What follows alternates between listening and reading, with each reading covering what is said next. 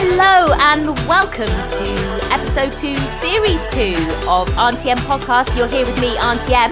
And me, Auntie P. Hi P, how you doing? I'm alright, Em. Woke up a bit late today, so slightly befuddled, but otherwise doing well. How are you? I'm good. I think more people should use the word befuddled.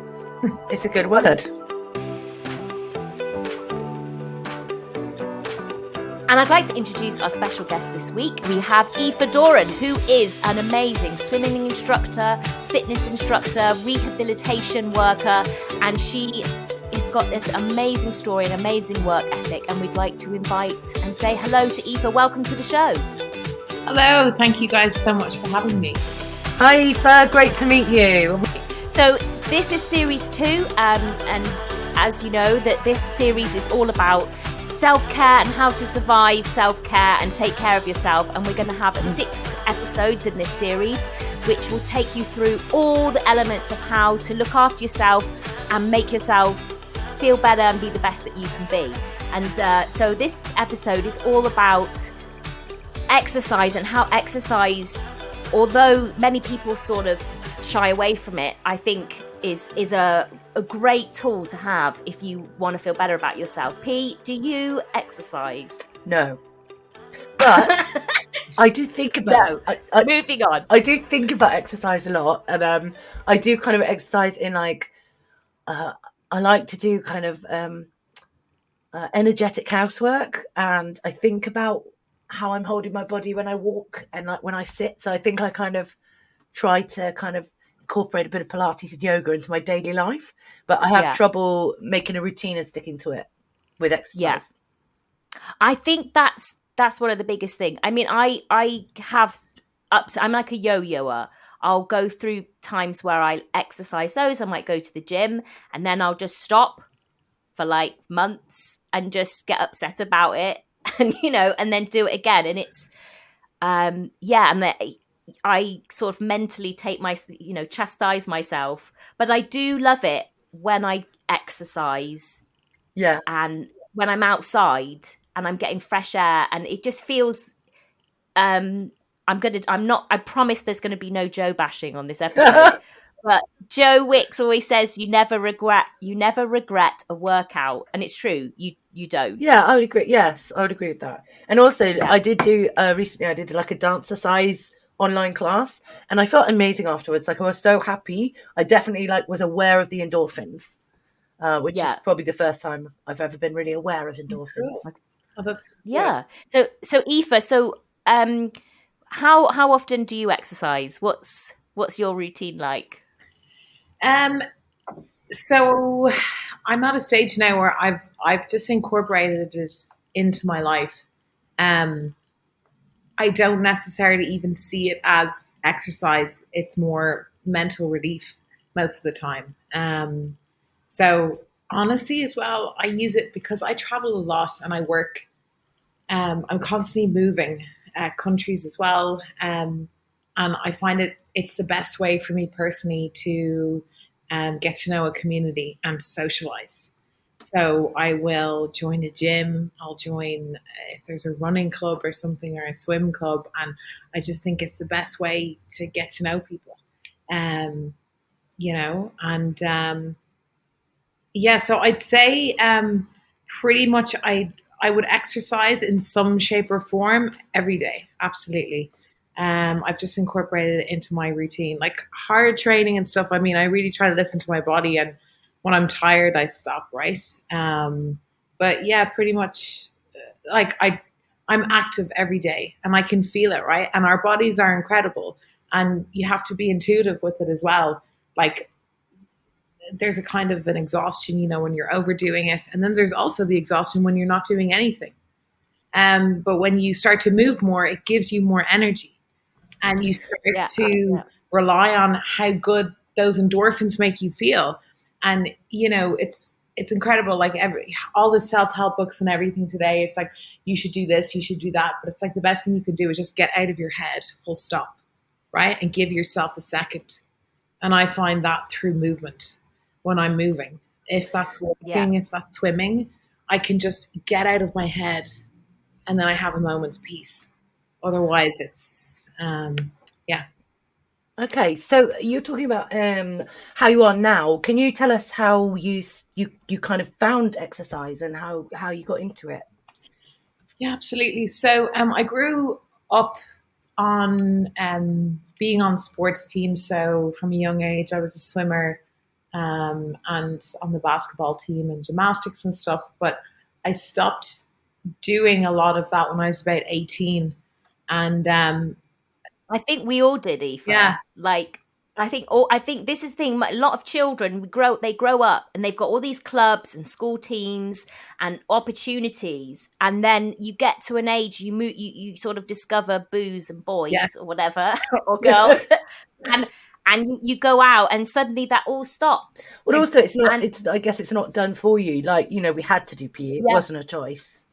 yeah, it wasn't a choice. And also, as a parent, I am trying to say, no, you've got to do, driving my kids to their classes, to swim, to dance, And then when you're an adult, you don't have that person taking you anymore. Mm. So, I think we've all had that point. So, okay, sorry, if I carry on. no, no, but you're totally right. It's kind of this peer pressure, and it really is who you surround yourself with. Hence why when I moved to a new city, it's very easy to get back on like the party train or whatever. Anyway, so went to university when I was 18, there for a few years, just going out, drinking. And it was great. And I don't look back at that time and think, oh, why didn't I continue working out? No, because I got out of my system. It was great. Drinking, raving, dancing, partying, everything. It was fantastic. It was almost feels like a different life. And then when I was 24, when I handed in my thesis, at university that day, I remember I actually joined my local gym at the time because I wanted to replace the ritual of going to the library all the time and being in college all the time. And I went, you know what? And there was actually a wedding that I was going to in a month or two time or whatever. And I thought, you know what, it'd be really cool. But it was more so to replace the ritual. I was like, I'm going to have all this time now over the summer. I don't know what I'm doing yet in September. I should just. What did you study? What did you study, Aoife? What was the subject? So the subject then was I did mixed media and content. Okay, yeah. So right, yeah, okay. So marketing and mixed media and stuff. So then anyway, so totally unrelated to exercise. Philosophy as well, right? And then I went to and then I joined the gym. And then I remember it was actually my first class back. It was a boxing class. And I came back like totally beetroot red and just beat up back to my house. And my brothers were like, whoa, if you look like... Because I'd like to point out, because you can't see this, but Aoife has this very lovely sort of Irish, sort of not alabaster, but very pale skin. You are a natural redhead. And I know when Aoife goes red... It's red, like really red. You know, bless you. I mean, I get a bit pink cheeked when I do exercise. No, I go absolutely. No, I go purple. Beyond, I go purple. So I got home that day, and I remember my brothers were like, "Whoa, you okay?" But it was more so the feeling, and I went, "Oh my god, I can't believe I let myself get that unfit," and I couldn't walk down the stairs for the next few days after. So after that reintroduction to the gym, I remember my body was in so much pain. I could not walk down the stairs. So I remember I promised myself I would never let myself get to that point again of being so unfit. Because prior to that, like looking back on my like childhood and everything, I was always super fit, always moving around, could do anything. And I was like, oh my God, now I can't, like I'm in so much pain. What the hell? So I then slowly got into, I made a really, really great friend that we're still great friends at the gym. And we started doing the classes together.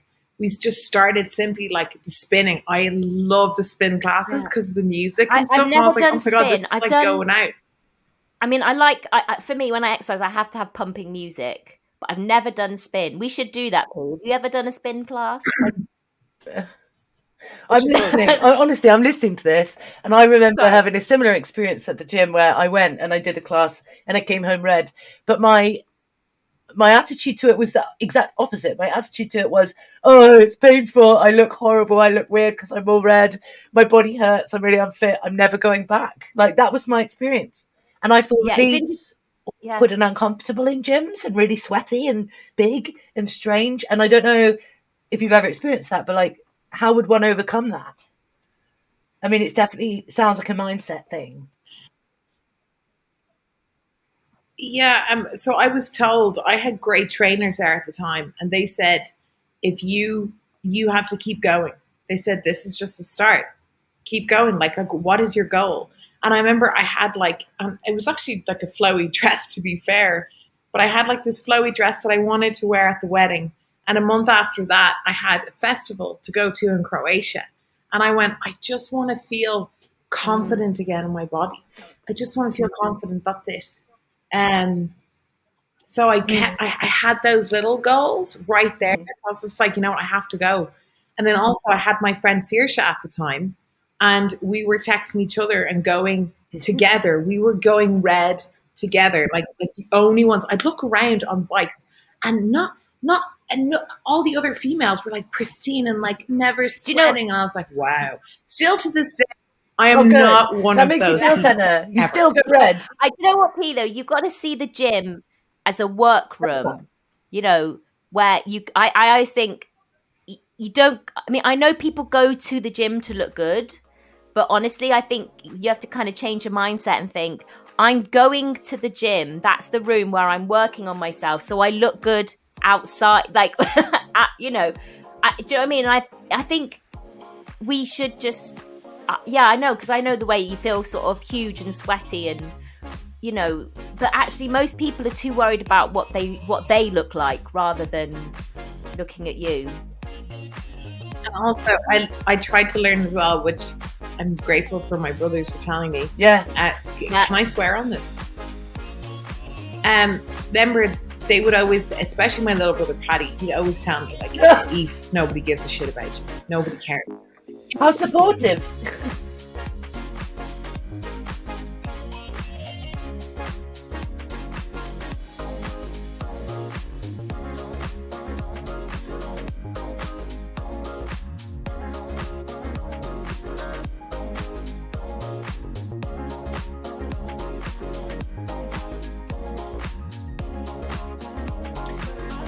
And what do you think about age? Because obviously, you know, I'm now in midlife, and I haven't exercised, but I always remember this quote by lovely man, can't remember his hair, white hair, American actor, very funny, played doctors a lot.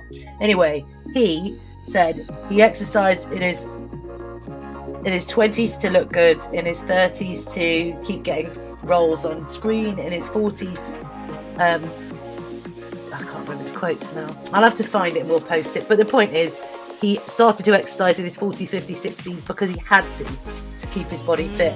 And that kind of resonates in my head because I've never really structurally exercised in an organised and consistent way. But now I feel like I need to get going. So what advice would you give to someone who is starting late, as it were? There is no late. The only late is just not starting. Absolutely. Oh my God, I'm putting that on a t-shirt. I like the way, can I just point out that P has literally got a piece of paper out and is writing notes down. Like, hang on, Eve. Let's hang on, slow down. Yeah. Okay, sorry, so carry on. There is no late. Let me give you an idea. I'm working with a man who's 66 years old. He's been in a wheelchair for 8 years. And I am working with him every day in rehabilitation to get him walking again. We are training every single day and he's not giving up. There is no such effing thing as, is it too late? Is, you know, you can keep going. Like my best friend here in the gym, I think she's 49 or 50. But like, it doesn't matter. But I know I do hear you where you're coming from and kind of thinking about like what others, but you have to put yourself in 5 years' time. In 5 years' time, you're going to go, damn it, why didn't I start 5 years ago? And you're going to go, why the F didn't I just start a month ago? So what I'd say is already just like tonight after this, or this afternoon, I should say, have a look. What's close to you? Don't make it too far away. It has to be easy to get to. Is there a gym? Is there a local club? I don't know, like yoga, Pilates. If you roll your eyes with that, that's fine. Then look at something else. But what I'd say is, see, you know what? There's so many great apps and stuff where you like pay a membership. I don't know, say like 30 or 40 pounds, and then you can try loads of different workouts or whatever. I try that, you know, or I walking. walk a lot. Like, do you walk at all? Purdy actually, she does walk a lot, Okay, and perfect. she bikes to work. Yeah. So Amazing. Okay, well then that's already great. Well then, yeah, I'd look at the classes because they're a buzz, and then you don't have to think about what do I have to do. I'm still going to classes here because I find working out by myself in a gym totally boring. I'm like, nah. I love it. I love the buzz, and I try to be really conscious of when someone new walks in and they're looking around to approach them. So, hey, what's going on? And you know, we all started somewhere. And like also, sorry, I'm like throwing my life story at you. 5 years ago, so I was working and living in San Francisco after university. And I was really on like the training game. I actually wanted to do an Ironman. I felt so strong. And then I got hit by a car on my bicycle. And I was left unconscious on the road. I fractured my spine and I broke my leg. Now, luckily I was wearing a helmet. So that is the thing that saved my life as well. But a woman happened to hear the crash. It was about 5:30 in the morning. She came out of her house and found me lying unconscious on the road. And then next thing I know, I've woken up in hospital. And they were doing nerve tests to see if I would walk again. And I remember at that moment in time, I was just looking for my bicycle, you know, and the surgeon said, you need to let go of that bicycle. Oh my God. We need to see that if must you're have gonna been your walk. brain couldn't sort of process that. Walking. It's like, yeah, of course I can walk. Where's my bleeding bike? You know. I was lying on this bed with, you know, a neck. Yeah. Like a neck brace. Probably hooked up to everything. They were like, no, you're not allowed to move. You're going to do an MRI now. We need to do brain scans. And I was so confused. But it was a day or two after that I realized what had happened. And I was big into running then. Huge. It was my life.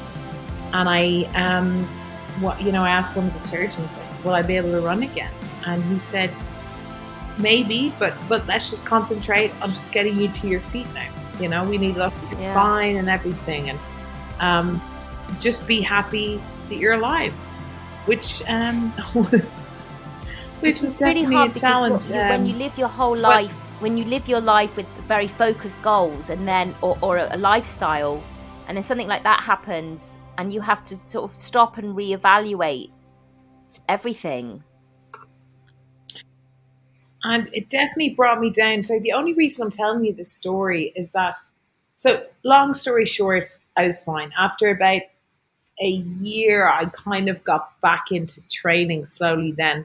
Now I have early set scoliosis because of it. I have a fractured spine. There is a lot now that I cannot do, but more that I can do. Does this make sense? Because I've worked so hard now on strengthening my spine, I really, like, my doctors now are like, you don't have a choice. You have to keep your core strong. Right. Otherwise your spine gets worse. For a year over COVID, I kind of let, exercise go a bit, and I was in so much pain. My doctor did scans and he said it's because of your core. Because you're not the only one, Aoife. I mean, this is the thing for anybody. There are so many. I mean, I know there are people that did get fit, but more the story is that most people just stopped. I mean, what advice would you give to people to get going now that we're coming out the other side? People are starting to sort of see life sort of begin again.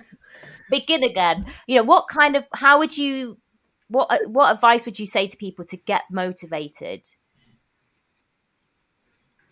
I would ask them to visualize and write down the best case scenario. to not limit themselves at all. Like, what is their best case scenario for life, for their mental sake? Like, what is the best case scenario? And then physically as well, what do they want to be able to do? What do they want to be able to look like? Those pair of jeans, like, what does that feel like putting up that top button? You know, and what you want to be able to do. What is it that you even look back on childhood and go, God, you know what I used to love doing? But no, there's no way I could do that now. Write it down. And make it a goal. Write it down, I'd say. Yeah, and go for it. And thing is that when you start seeing it, and especially when you start seeing it everywhere, it does happen, you know? Like one of my goals, actually after the accident, I completely rewrote everything and I went, right, what do I actually want to do now? And something I wrote in my journal was, I want to love Mondays. I want to stop living for Fridays and just you living for the weekend, going, loving that, and then, back to work on Monday. How the F do I love Mondays? And now I love Sunday evenings because I love Mondays. There are nights when I can't sleep because I'm like, I'm excited. I wrote down in my journal 3 years ago or something, you know, I will work in the tropics this winter. And I ended up in Thailand. I want to work in Greece this summer. This was 4 years ago. And, you know, okay, I'm not saying that just poof, it happens, but when you start writing it down, something happens in your brain, you start seeing it everywhere, and it does. So it's the same with exercise. You need to think, what do I want to be able to do? You know, is it the splits? How do I want to feel? I think that's as well. I find a lot of successful people, and, you know, Aoife's very successful in what she does, is that there is literally, you've got to visualize it in your head. You've got to say, I can do that. I'm going to get, that's what I want. And you have to sort of visualize it. But I also think you kind of have to sort of set yourself mini goals, you know, whether it's like, I'm going to exercise I can exercise for 20 minutes. Yeah. I mean, you know, visualize that and that be the goal, and be proud of yourself for being able to do that. Because sometimes I think we set goals that can be so far away, and it leads to like all or nothing thinking, and then you don't get the all, so you go, right, I'm doing nothing. Yeah, which I'd have to say most people end up doing for nothing. But if you would like to know more about Aoife's amazing, inspiring story, because I know she's brushed over it, but I mean, what she's been through and what she's achieved is just absolutely phenomenal. And her work now, and I really suggest that you go check her out and follow her. Aoife, where can people find you? My Instagram is Aoife, AOIFE _Doran. Okay, well, we'll give links to that on our social media, and I really suggest that you go and check it out, because Aoife has a really amazing, inspiring posts, and kind of I hope sort of motivating in itself, just to sort of think I could do that. Yeah. You know, especially after the accident. I mean, we've all had traumas, whether it's physical, emotional, and I think finding a way to get back on your feet again. And using that trauma to make yourself stronger. Having the mindset to do that is amazing. Well done. Incredible. There you go.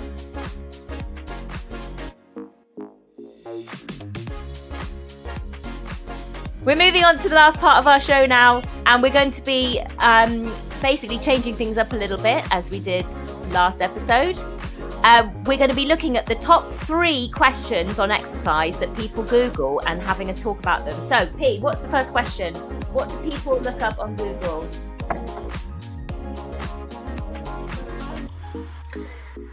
Right, so P, fastest way to lose weight, go. Google how to lose weight fast. Cabbage soup. I'm not the most successful weight loser, not gonna lie. Cabbage soup. Actually, one of my sisters did actually do a diet called the fat burning soup, and you eat this soup. But the problem is, you do lose weight really quickly. Just eat the same the vegetable and water soup every day, like no calories. But the problem Yeah. is it releases loads of toxins into your body, and it can cause like gallstones and stuff later. So it is a good way Yeah. to lose weight fast, but then you're letting all your toxins into your body too I mean, I quickly because suppose your fat somebody stores once said toxins, to me, and we and then do your going to gallbladder have an gets episode upset. later So I wouldn't on recommend diet, the which fat we can burning talk soup. about. And someone said to me that sort of 80% of losing weight is diet, and then 20% is the exercise. And I think it really does come down to diet. But in terms of exercise, Aoife, what do you think is the best exercise for losing weight the quickest? The one that you're going to be consistent with. Okay. Oh. That's it. Oh, she was clever. Curveball. Not just, I was going to say pretty face. Would we say that? No. The one that you're going to be most consistent with. So is that walking? Is it spinning? Is it yoga? Is So it just stick it. It's basically doing something on a regular basis and sticking with it. yes? There's no one thing. Like it is true. The quote: "You cannot outrun a bad diet." Absolutely not. You've people going and like killing themselves in the gym, doing 18 classes a week, going, "But I'm not losing any weight." I don't understand. It's like diet. You need to look at your diet. Yeah. Which we're so going to talk about in another episode. But it is true. You, like you said, you've got to be able to control what's going in your body, and no matter what you put your body through in exercise, you're not going to be able to burn it off. What was your exercise, that you did when you lost loads of weight? I was doing the body coach, and basically, Joe Wicks. yeah, Joe. No, we've been Joe bashing Aoife. That's the problem. we were giving out about his voice anyway. But basically, that diet but you have to do the exercise as well. So, Right. for example, it's like 2 no carb meals or low carb meals, and then you do a workout, and then you have a carb fuel meal, like it's a refuel meal, but it's all like fruits and berries, and you've got to have your greens, and it's like almond flour, and it's very healthy stuff. So it's not like, oh, I just eat what you want, which I find. But anyway, but like, for example, my sister who has mobility issues, it's very hard for her to exercise. So something like Joe Wicks, she can't do, but she does do sitting down exercises, which, like Aoife's saying, like she does it consistently and she loses weight, even though she's sitting in a chair and her arms are going up and down. That for her is her exercise for the day. But I think people Google it, don't they? Like, you want quick fixes, like, Well, yeah. sorry, just to answer that, the quickest way to lose weight, okay, you will lose weight, yes, on these juicing cleanses or whatever, but it's all going to be water weight, and the quicker you lose it, the quicker you put it back on. Ah, That's just what it does. right. Okay, and then the next question is similar. It's what is the best exercise to lose weight? I guess just we've kind of discussed that one, but like, is it cardio? Is it, is it stretchy? Because yoga obviously is stretchy and it's good for mobility, but it doesn't really burn calories because you don't really. So it ideally, strength training, resistance strength training. Yeah, long term as well. That's gonna writing that down. Osteoporosis as well. It keeps your bones and your muscles strong. So for longevity, I would suggest strength and resistance training. Okay. Cardio is amazing, of course, for cardiovascular health, but definitely get in on lifting. Right. It's kind of interesting because I would have really thought that it was like the runny, bouncy exercises that would, I don't know, jiggle the fat off. It just burns some of the calories, but muscle weighs more, and you're actually burning, the more muscle you have, you're burning more calories at a low resting heart rate, at doing nothing. So interesting. Please, Purdy, can you make an exercise video and call it Jiggle the Fat Away? Oh, yeah, absolutely. No, never. And Okay, last one then, Mercedes. What's the last thing people Google? the last Title thing of our people podcast. Google, the top thing is how to get a 6-pack. Now, I'm going to tell you this right now. Aoife does have quite a 6-pack going on, so we're talking to the expert here. Okay. Aoife, tell us, what do we need to be doing? Okay, so I have to be honest here. Primarily, it's genetics. Ooh. Where You Bernie are like, we're out. it's Botox tea. No, I'm joking. It's really not a fun, sexy answer, but genetically, your body stores fat in different places. Mine, I've never stored fat in my stomach. So it's easier for me to get a quote unquote a 6-pack. For females, though, it's harder anyway because we have a higher body fat percentage. Yeah. But if one was to try, drinking a lot of liquids and yes, doing core exercises, they're okay. Doing full body compound movements, deadlifts, squats, pull-ups, all of these kind of things, something that takes your whole body to move, and you have to activate your core.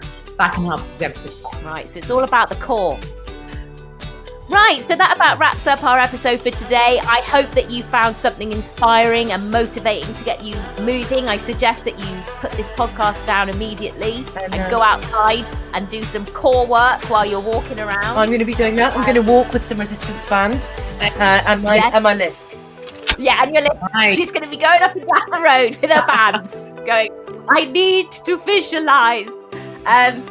Aoife, thank you so much for coming along and sharing with us. I know there's so much more that you can tell us, but I really suggest that you go and give Aoife a follow on Instagram, see what she's up to, and read her inspiring stories, and get motivated. And if you want to contact us about any exercise tips, how to get a 6-pack, it's auntiempodcast@gmail.com. We're on Instagram and we're on Facebook and we're on all the other social media, but maybe not LinkedIn. Find us, and we hope to hear from you, and we'll see you next week. So it's goodbye from me. Bye. And goodbye from me. Bye. Bye. Bye.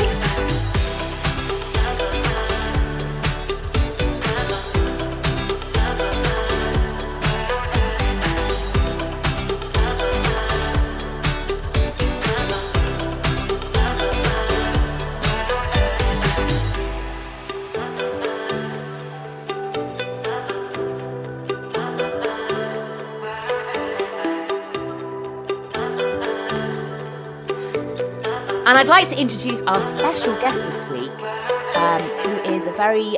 No, let's start again. I was about to say such stupid stuff. Hang on.